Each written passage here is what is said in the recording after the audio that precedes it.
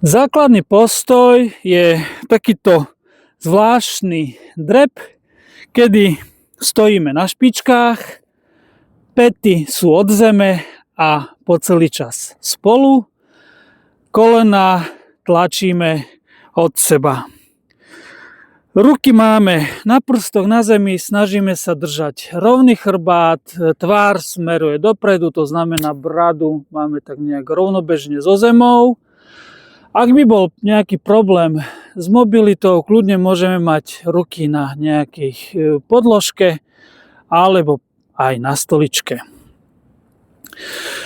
Ako som už spomínal, chrbát držíme rovno, počas celého cvičenia je pevné pánvové dno, pevné brucho, minimálne to pod pupkom, aby sme si ochránili kríže pred preťažením a zároveň ten spevnené pánvové dno nám dáva aj takú dynamiku do dvíhania zadku.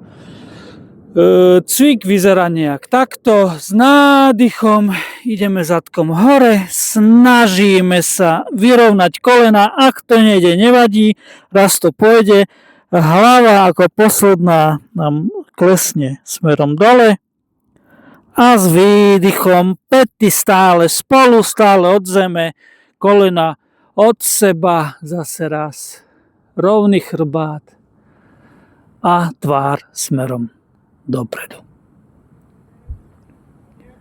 Poďme teraz spolu, zacvičíme si to 27 krát.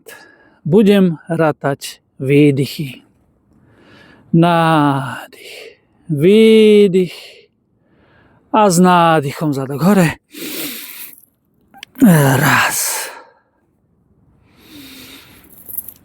2. Dýchame nosom.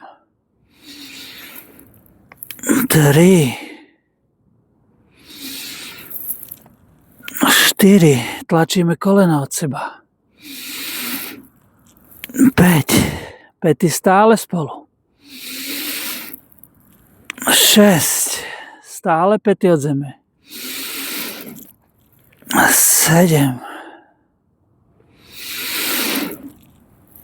8. Plecia si uvoľnené, ruky sú uvoľnené. 9. 10. 11. Stále držím pánvové dno. 12. Stále držím brucho. 13. 14.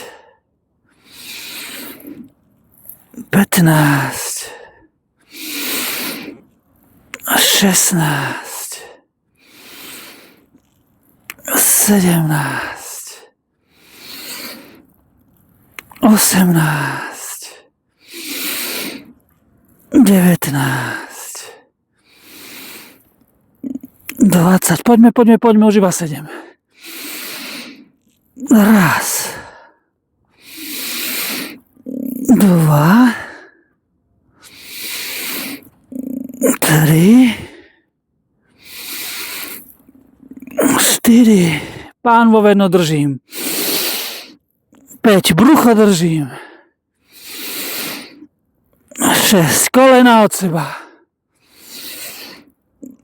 A 7.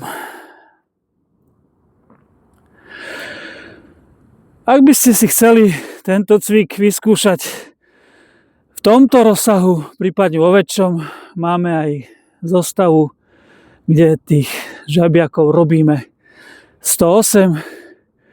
Kľudne dôjdete niekedy na moju lekciu Kundalini jogu. Takúto zostavu občas dokážem zaradiť. Tu sa prihlasujete. Yoga s presom.